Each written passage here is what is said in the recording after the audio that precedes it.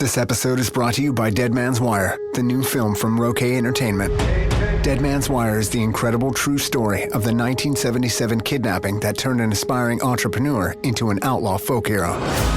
Directed by legendary filmmaker Gus Van Sant, Dead Man's Wire stars Bill Skarsgård, Dacre Montgomery, Carrie Elways, and Myha'la, with Coleman Domingo and Al Pacino. Now playing in select theaters everywhere January 16th. In the spring of 2024, Mica Miller's life was in turmoil.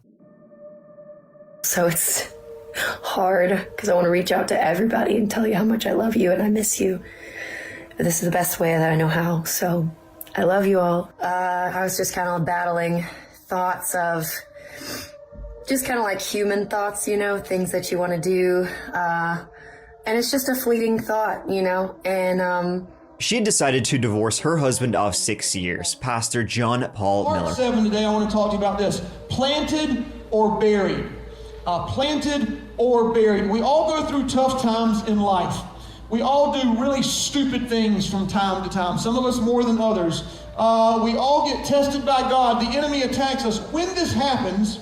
They had been separated for a fair bit by this time, but you know what? After a while, you just gotta take that dog out back and, you know. But more than that, the relationship between Mica and JP, it was no bueno, as they say. You know, there were a number of reports on both sides. There was a number of reports of harassment, abuse, all sorts to carry on. And it was nasty. Well, nasty would be a pretty humongous understatement, to say the very least. As in protection orders. They were being sought. so today my heart's a little heavy. I've had a lot of women that have reached out to me about situations of abuse, and I just want to tell you what a lot of people have told me lately and reminded me, because I think I forgot. I knew, but I pushed it in the back of my head just because of my situation.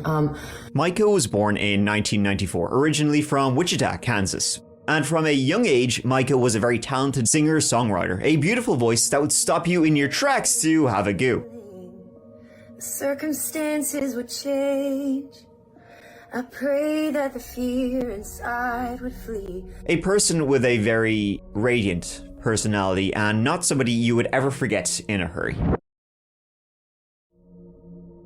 And although originally from the Midwest, she would make it to Myrtle Beach, South Carolina around 2007 with her mom, her stepdad, her 4 sisters, and her 1 brother. Now, Mica Miller's obituary, which we will be returning to because it's interesting to say the least, right? It would have this to say about her. Energetic, affirming, adventurous, faithful, loving, giving, forgiving, talented, joyous, creative, assertive, bold, determined, authoritative, passionate, hardworking, a risk taker, and so much more. I feel like you probably just ran out of words at that point. She and JP, her husband, have been friends since 2009, married in 2017, and spent almost every single day and night together. That's quite right. About 2 years after moving to Myrtle Beach, we're talking now, it's around 2009, Mica started attending the church, her future husband's church, Solid Rock Ministries.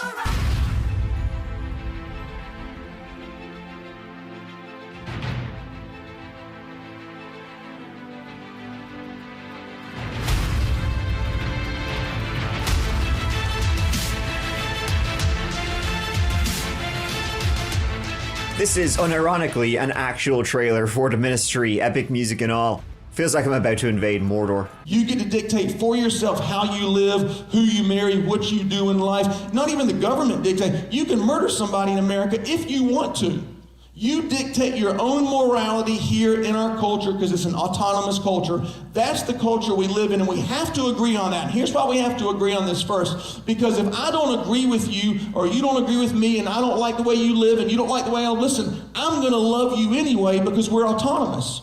I'm going to give you your autonomy. You don't have to believe like me to come to my church. You don't have to like me to come. You don't have to live your life like I do for you to come to my church. I'm still going to respect you. I'm still going to be kind to you. I'm not going to call you names. I'm not going to try to bully you into believing like me. Now, when Mica started attending this church in Myrtle Beach, Mica was, checks notes, 14 years old, and Pastor John Paul Miller, he was, checks notes, 27. So, that's sort of the ages they were when he began to show an interest in her. That little nugget will be very unsurprising when we get to the end of this story. In fact, her family, they sort of seen this coming from sort of the get-go and were not too keen on that, if you can believe such a thing, to the point where they wanted to pull the family maybe away from that church because the pastor, the preacher man, he likes them young. And yeah, so how about no? How about that's not a good church we should go to? They would try and pull Mike out, though, to unsuccessful results. Unfortunately. With the pastor's encouragement, of course, Mica kept attending, and I guess you could say then he really began isolating Mica Miller from her family. Now, in 2012, young Mica, she would marry, not to the pastor she'd been coming close with over the years, rather she would marry a fellow Rock Solid Ministries fanboy, I guess you could say. His name was Jeremy Deese, and he was like, the pastor, JP's, he was like his right-hand man.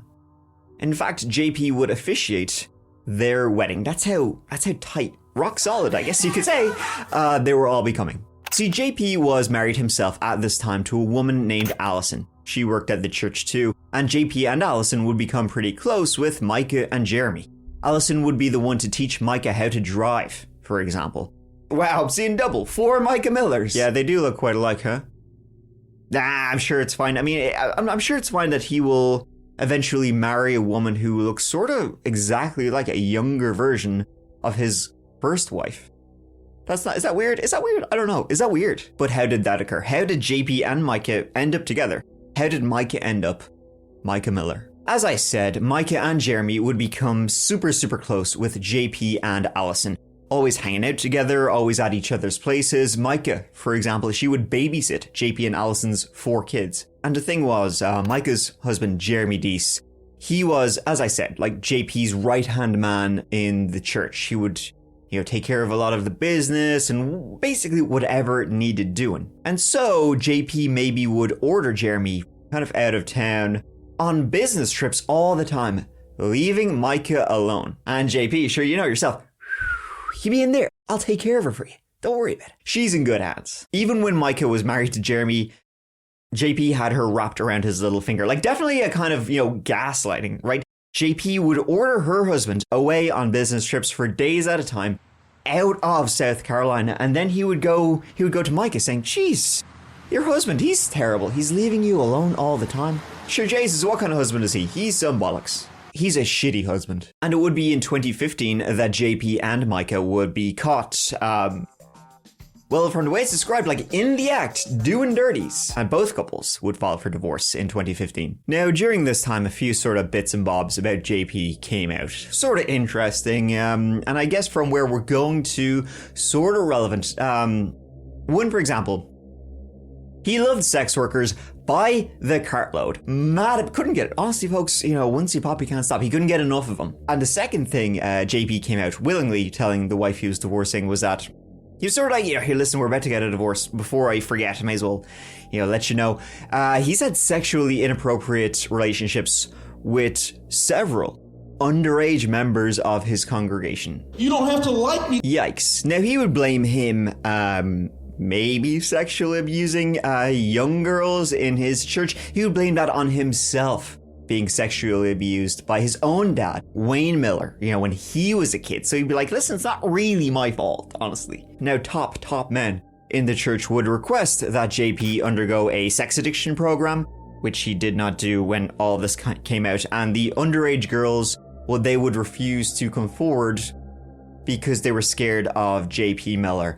Again, maybe they had reason to be. Now, the top men in the church, they also tried to remove JP Miller as head pastor, but he sort of like successioned them and said, no, big dog, I'm in charge here. I'm not leaving. And it kind of like worked. He basically said, I own this church, so what are you going to do? And a lot of the congregation, they left at that moment. Not enough. As you may have guessed, the divorce between JP and Allison was pretty not good.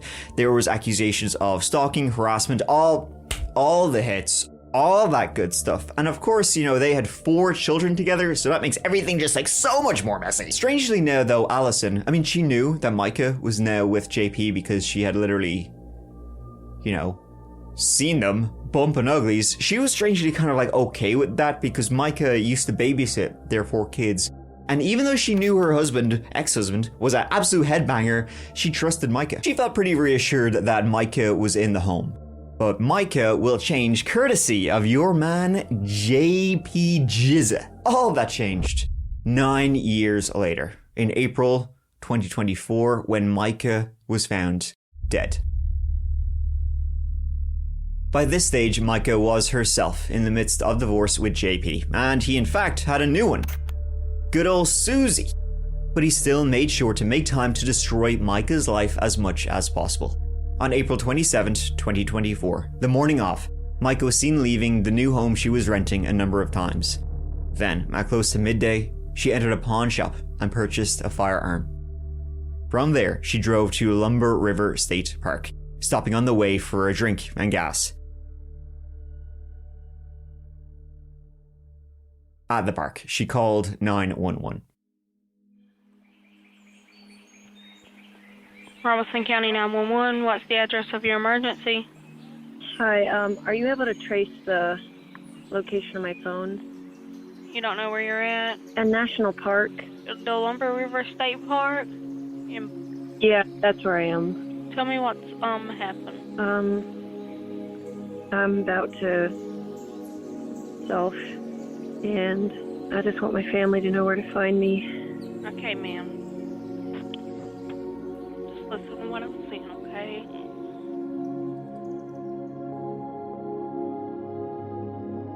Minutes after this call, deputies raced to the park to try and find her and, stop her. But it would be too late. You know, a fisherman, he would come forward saying, you know, not long earlier he had heard crying and he had heard a gunshot, telling the police that he had found a bag that had Mica's ID still inside of it. He said he found the bag about 2 feet from the water's edge. About 30 minutes then later, a body was found floating in the water, and it would be identified as Mica Miller. I heard a cry back when I came in, where I told you I started hearing the crying at. Then I heard a gunshot. It was probably about 2 minutes or so after I started hearing the cry. It might have been a little bit longer than that. And I heard a gunshot. It wasn't a loud gunshot, and then the crying just stopped. Right about here, that's when I heard the gunshot. The gunshot went off. From which side? Over here on the left? To the left. That's where I heard the gunshot. In there? Uh-huh. That's when the crying stopped. I got out and I looked around because there was a clearing on the left and the right, and I looked around because I felt like something was wrong, but I never seen nothing. I took the stuff, put it in my boat, went back to the landing. A handgun was also found in the water. In her car, located nearby, handgun ammo was found, a receipt for the gun and ammo. It was extremely tragic. Mica's family, as you can imagine, absolutely devastated. An unimaginable loss for everybody, for the community, for her family, for her soon-to-be ex-husband. I mean, if you were to ask him, that's what he would say, at least. Do you miss her? Yes, sir.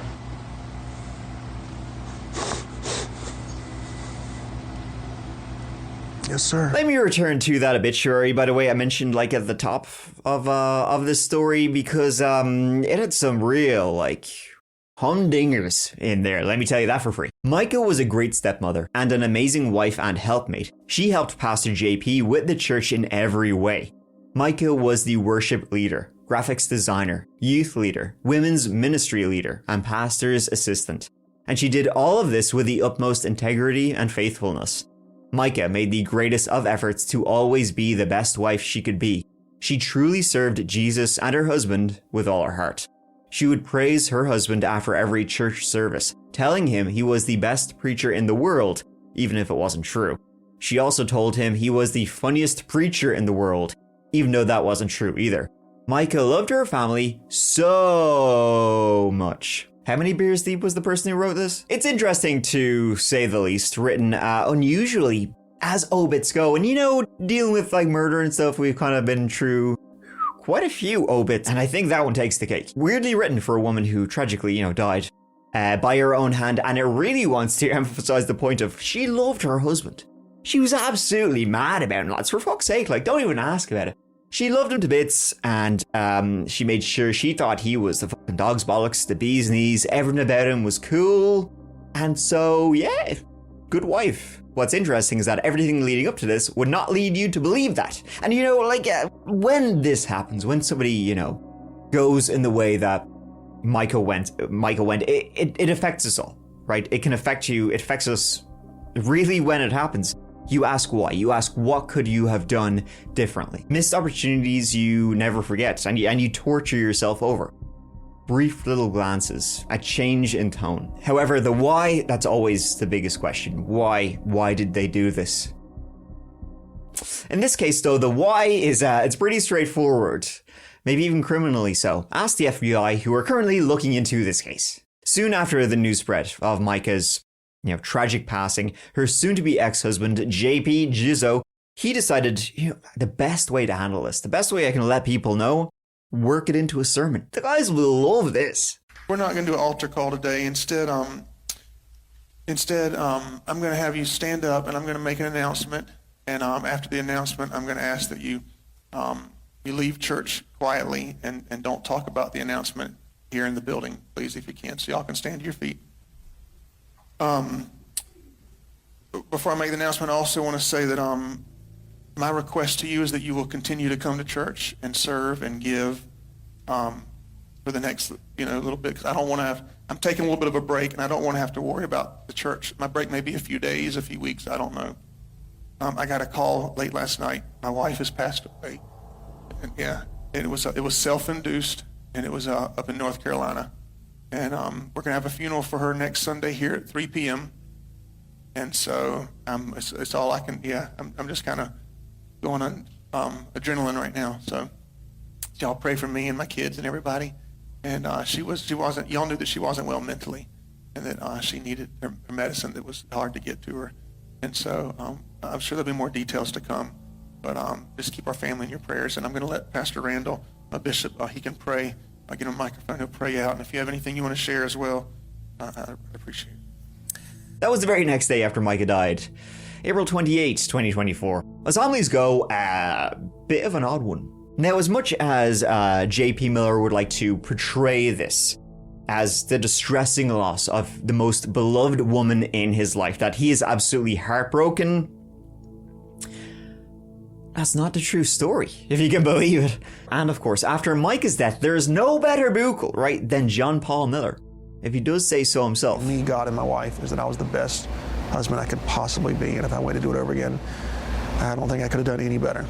And so because of that, in the midst of all this war and chaos, I have great peace in that area. You gonna smoke that whole thing or pass it around? I've been asked first why I spoke that Sunday morning, why I would get up and preach after my wife passed away the night before, or the day before.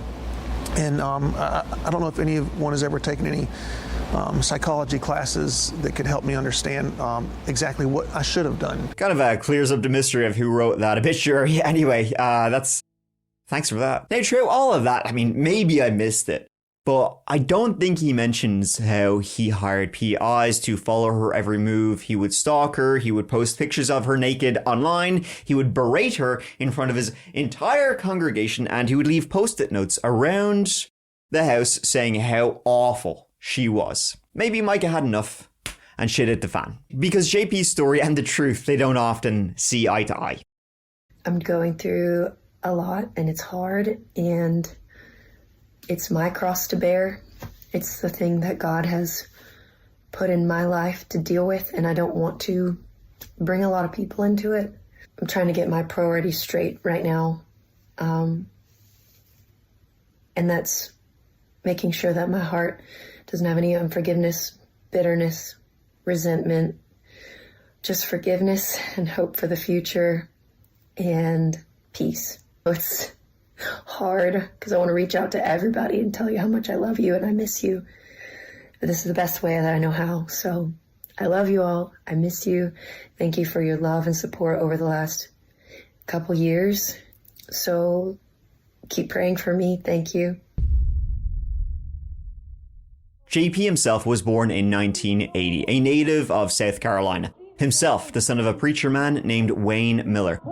This story is just so fucked, by the way, because of the nasty shit I've already told you about JP Jizzo, and spoiler alert, more will come out. His L fella, by the way, also a piece of shit. Without making this video like, a million years long, let me just give you a little bit of a backstory on Reginald Wayne Miller, right? The dad of JP Miller. He was a pastor in South Carolina, had his own church after he was discharged from the United Methodist for unknown reasons, but we can hazard a guess. See, Wayne had a predilection for young men, and he would often leave his wife, Susan, alone in bed at night and go out and hang out with the fellas. They would go to bed together. She would wake up then at like 2 a.m., 3 a.m. and sure, where's Wayne gone? Sure, he's with the lads. He would travel a lot, speak at churches and groups, always in the company of his male friends. Every day was for the boys with old Wayne. So much so that the wives of his Bible study students would start to complain and make accusations toward Wayne about him making sexual advances towards their husbands. When the wives of your, congregation are complaining, think you might have a problem. Wayne would often berate his wife Susan in front of the congregation. JP, ding ding, he'll learn from that one. And he would also beat the ever-living shit out of JP when JP was a kid.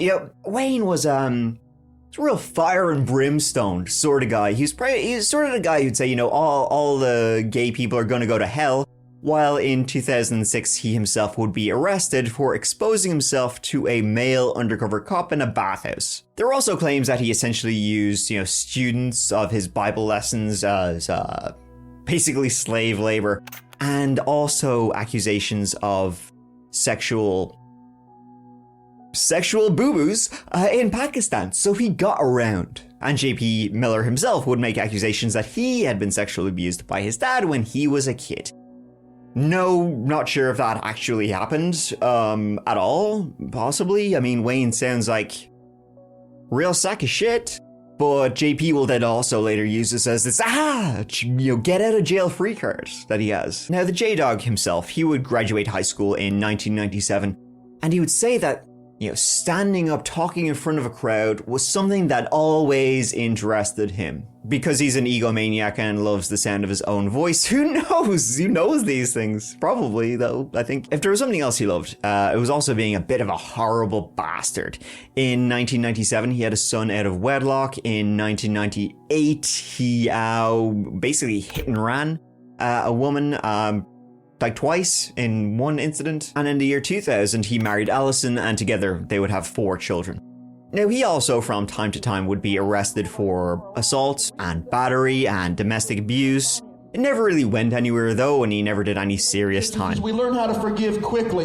The reason that you really love the people in the atmosphere is because we're not selfish. We love to serve one another. And of course today we're going to talk about we respect. But you got to think, if you like this place so much and you love it like you do, if you don't apply these to your life, you won't last here. You won't add to what solid rock is. It is what it is because these 4 core values that God gave me years ago for this church. So a violent fellow though, that's I don't think that's any dispute. I mean, you could dispute it, but you'd be wrong. And he was a sexually deviant person too, as Allison went through. Allison would later find out during their divorce, when he would willingly tell her about how he was mad for sex workers and also mad for female underage members of his church. I mean, now it's pretty clear he was definitely grooming wife number 2, Mica Miller, when he met her, when she would have been 14 years of age. He was 27, and then they later had an affair, and then they later married. JP, he could resist everything except temptation, it seems. But he's just such an insane person, and we haven't even gotten into, covered the half of it. He would anybody who got on his shit list, whoa boy, the number of names on that blow your mind. if you got on his shit list, he would make it his life's work to just like destroy you. He's sort of like a wannabe cult leader who just loved standing in front of people, talking as much as he could.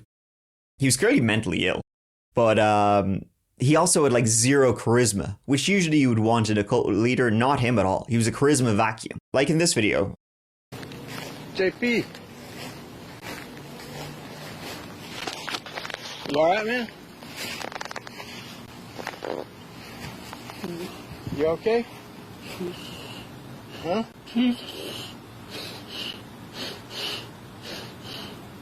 You okay? Makes me go crazy. Yeah. Is somebody helping you? The big boy's coming to get me. Oh, okay. I thought I was going to see Jesus. Okay. But you got Mark coming? Somebody called him, I think. Okay. I feel like he survived me. I can't So, see Jesus. My hands fight me. There's hands all over me. he was letting his hands on you? I don't even know what that's about. I think he's on drugs or in a manic state or just... I don't know. So JP and Allison would later divorce, and he would marry Mica in 2017. And JP was the sort of fella who viewed wives as men's property, you know yourself. And so the number one job after becoming the luckiest gal on this side of Mississippi? Boob job. Not joking. First thing JP made Mica do after getting married, fake titties. Now after surgery, Mica seemed to have a bad reaction, right, to the anesthesia used. And that can be very, very common. But then what began was the entire series of gaslighting from J.P. Miller. They had barely married, and already he was trying to convince her that she was a crazy person and he has to control every single facet of her life. He even had her committed to an institution for a time against her will. Let me just show you just one like quick example of the gaslighting that John Paul Miller was doing to now Mica Miller, right? This is an email. He sent an email. Fuck writes an email to your wife. But whatever, this isn't an email he wrote to her. The email was titled, Our Life. Hey baby, this has probably been the most difficult time of my life. I don't know what I'm emailing you for, other than to help explain in words what has happened, and how I feel and how much I love you.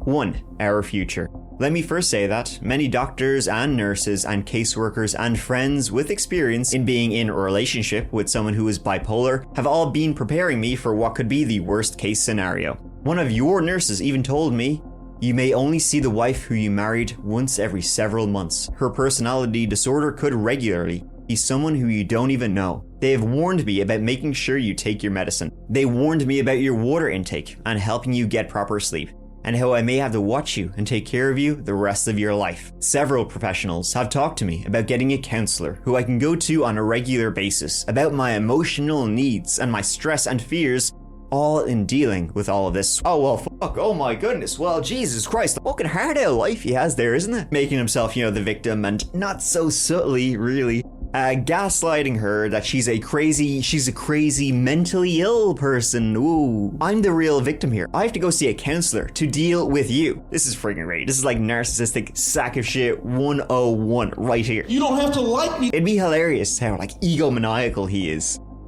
if it wasn't so,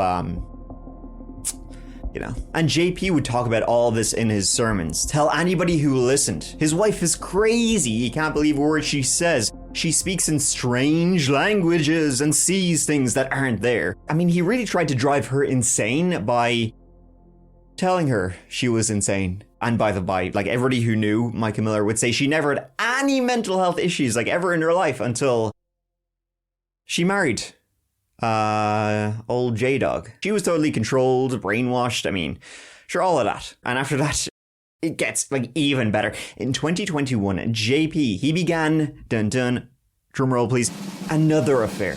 This time with a woman named Susie Skinner, who was the mom of a kid who played on JP's son's soccer team. Now again, like a lot of this case, disturbingly mysterious. But when Susie and JP began the affair, they were both married, right? JP obviously to in 2021 to Mica Miller, and Susie Skinner was married to a fella named Chris Skinner.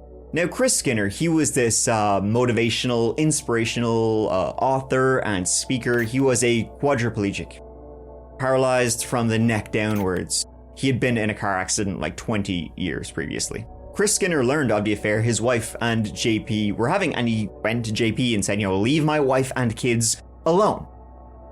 And then 2 weeks later, Chris Skinner was found at the bottom of the neighborhood pool. We have a dead body in our pool. You have a dead body in your pool? Yes, ma'am. They tell me it's a male. He was disabled. His wheelchair and all is in the pool. We can't move him. How long has he been in there? I don't know, but he's been in there some time, because when I first got here at 8 o'clock, I thought it was an inner tube that was, deflated. They tried to get him out, but they can't move him. Is he still in the wheelchair? He's still in his wheelchair. She could not move anything. CCTV showed Chris circling the pool that morning in his motorized wheelchair before it suddenly accelerated into the water. It's been listed as accidental drowning, but it's still an open case with an ongoing investigation. Now, Mica would get away from JP from time to time. She would go and stay with her sisters to escape this incredibly abusive and disturbing marriage she was trapped in.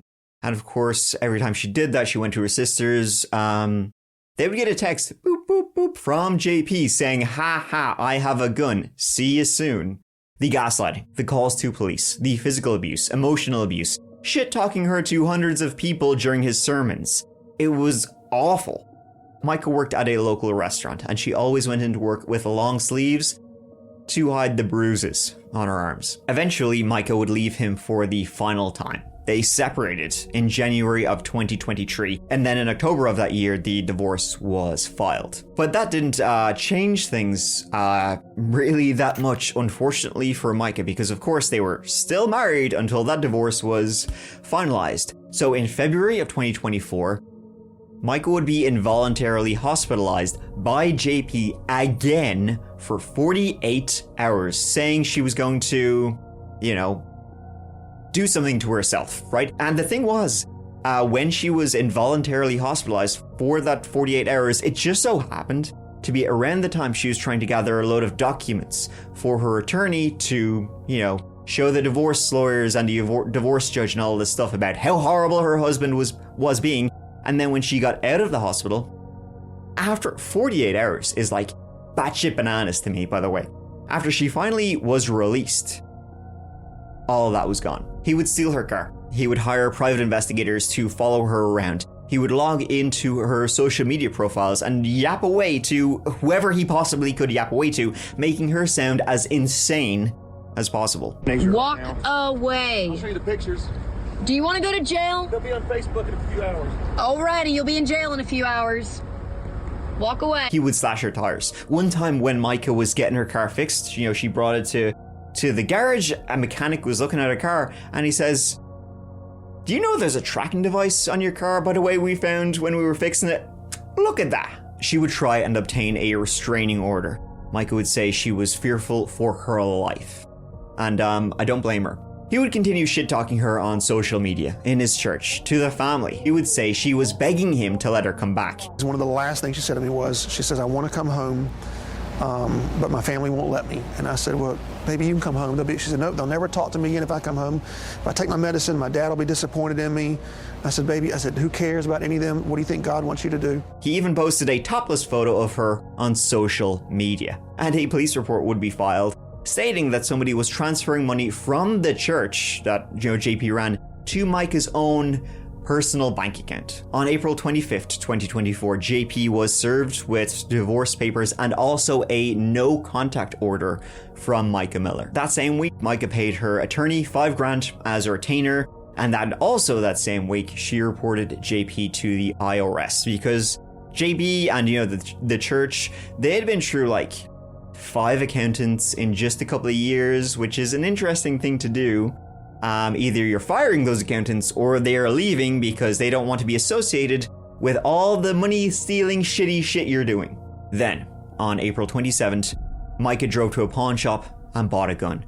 She had previously said she wanted a gun for protection. She had paid her taxes. She had made plans to meet friends. She had booked a haircut for the following week. She had filled her car up to the brim with gas. She had $500 cash in her purse. She was dressed in her work clothes and due to start her shift at midday, but she didn't.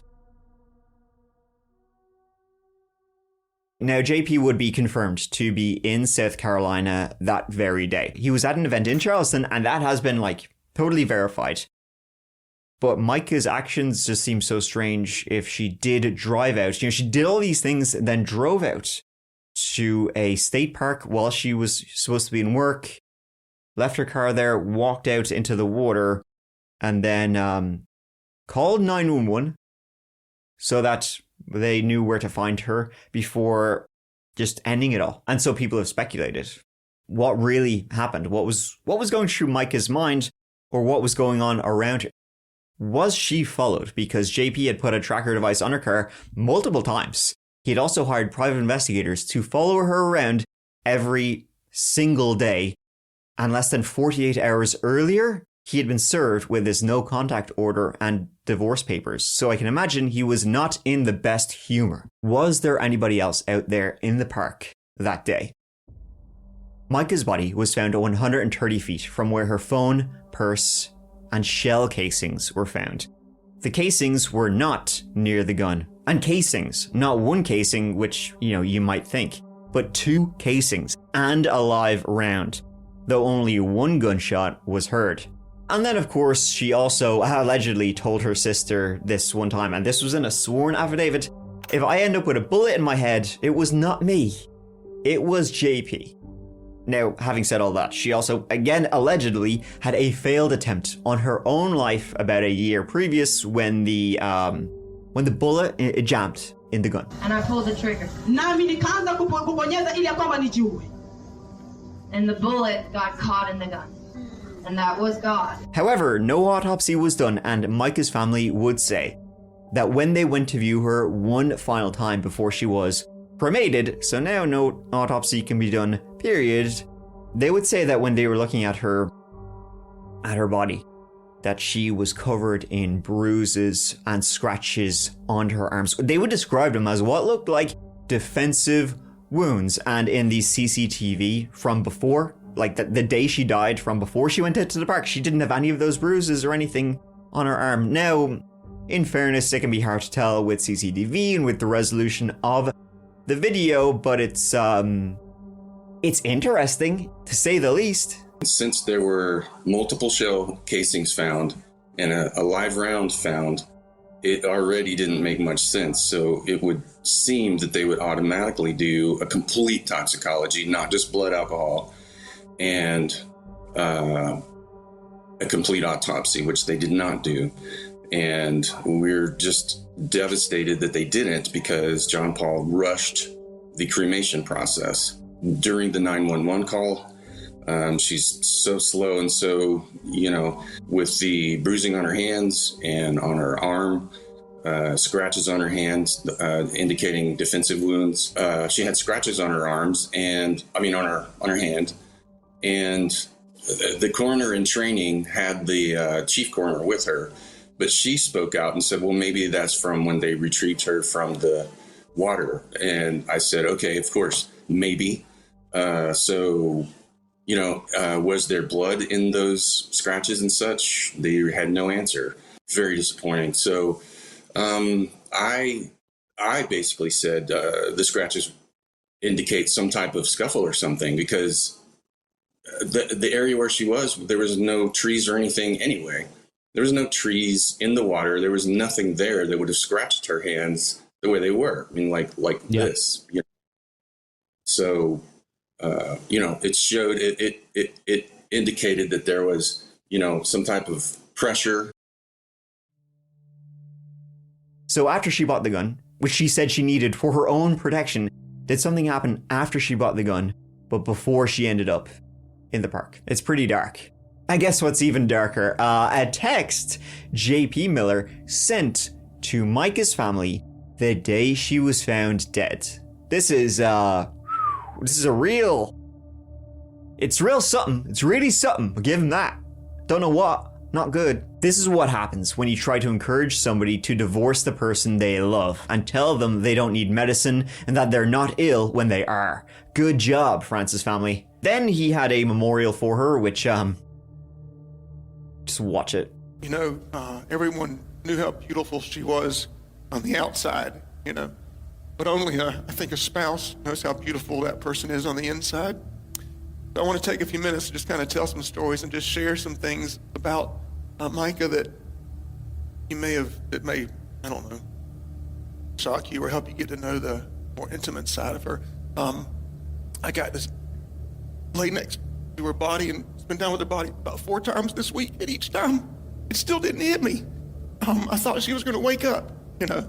I even tried to raise her from the dead one time this week, and she was so creative. Everything she did was so creative. What's the next picture?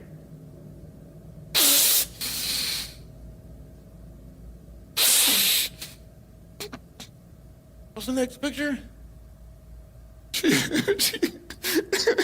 She'd stop. We'd be on the way to like a show or something. She said, "Stop, I gotta get a picture." I said, "We're gonna be late." She said, "I don't care." What's the next picture? Next picture. If I don't have you,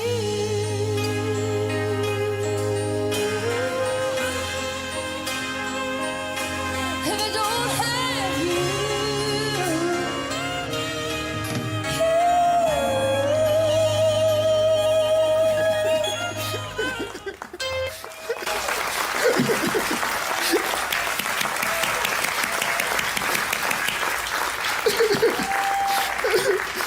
Imagine being married to that.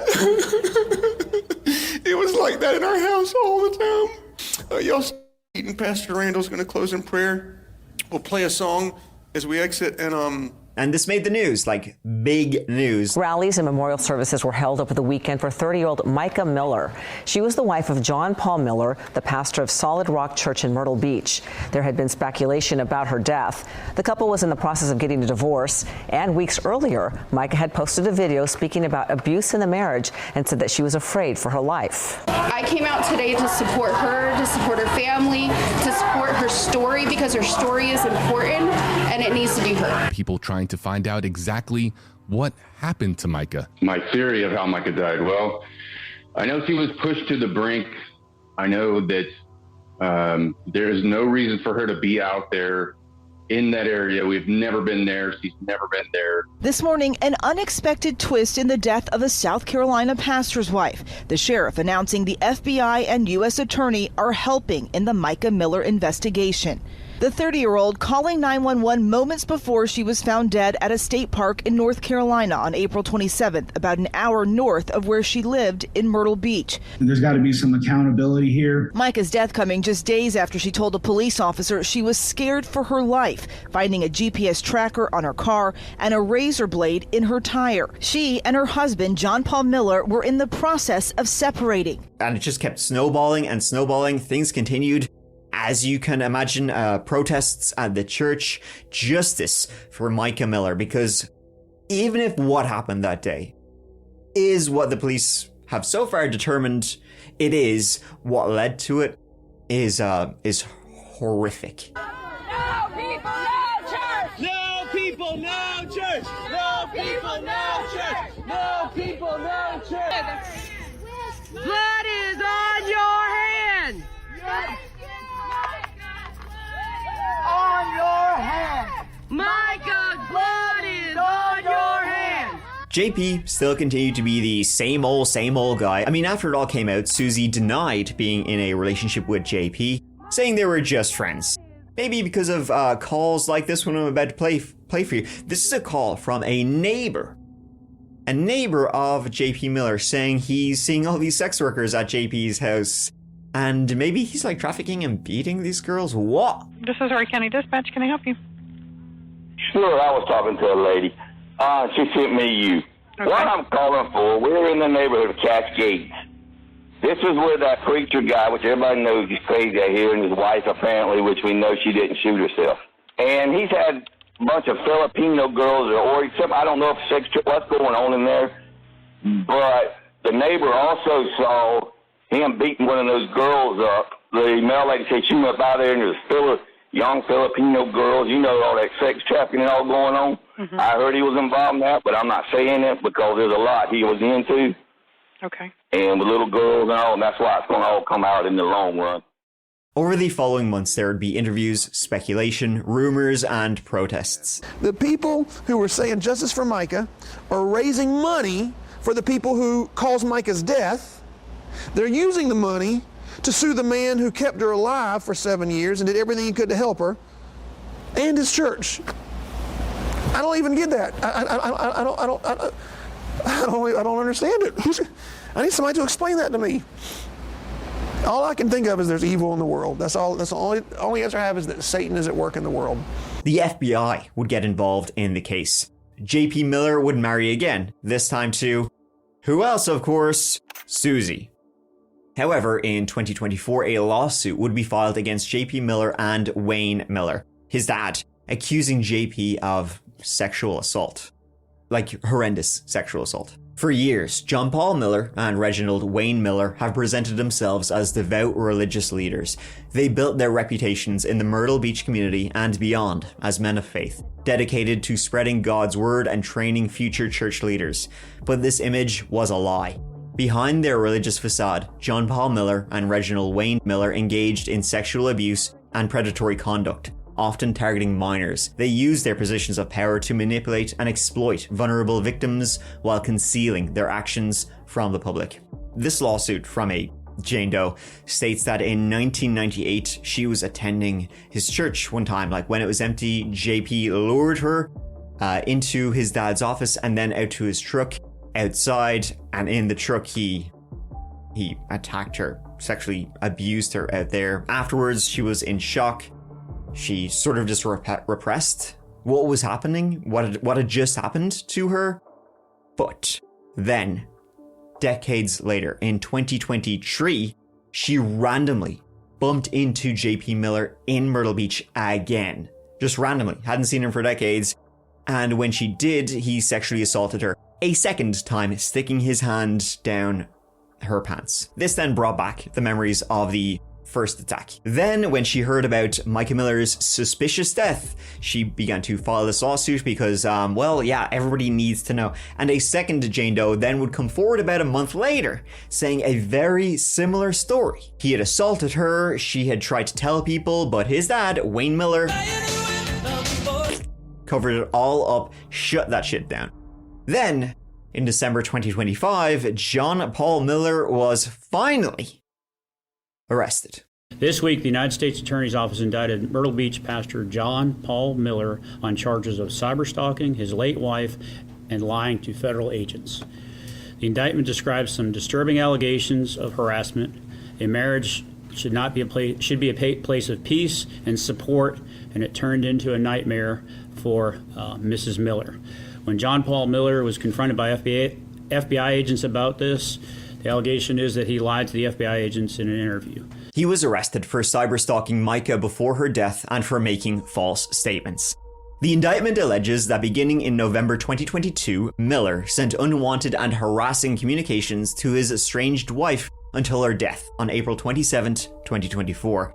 The harassing behavior included Miller posting a nude photo of the victim online without her consent, causing tracking devices to be placed on her vehicle, and in one instance, contacting her over 50 times in a single day. The indictment also alleges he interfered with her finances and her daily activities, and on one occasion damaged her vehicle tires. Yikes. Let's see how that goes for him, folks. I'm not guessing or hoping it will go well. You don't have to like me. Now, a lot of people still think and theorize that Mica, that she was murdered. That she did none of this was, by her own hand. That she was murdered finally by John Paul Miller. And I mean, we do have a lot of instances of him being pretty violent. And he was really trying to destroy her life absolutely completely. Now, for sure, he was not there that day. I mean, people are also like, well, how can you really tell? Can you see inside the car? He was seen in his car driving, but it's was he actually seen driving? Was it tinted windows? That sort of thing. So who really knows? But I don't think he actually was there that day. But people have their little theories that maybe out on in the Lumber River Park, there was a boat that, the killers, they escaped via boat, and that's why, they weren't seen. Her car was there. Perhaps she hadn't driven her own car. Perhaps after buying the gun, she left, and somewhere between buying the gun and being found at the state park, she was kidnapped. That would explain the defensive wounds. Then she was murdered and her body dumped in the state park, and that somebody else drove her car and left it out there. And the 911 call? AI. It's not her real voice. There were no eyewitnesses to the death of Mica. No cameras at the park, which would show the car and who was inside. Where she was found in the water, it was pretty, deep in. She would have had to have walked through waist-high water for quite a bit to get to where she was found. And remember, she was found in the water. The gun was found in the water.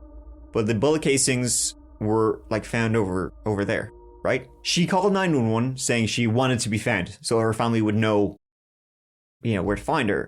But if she wanted to be found, why did she go so deep into the water then? Ultimately, I think Mica did pull the trigger.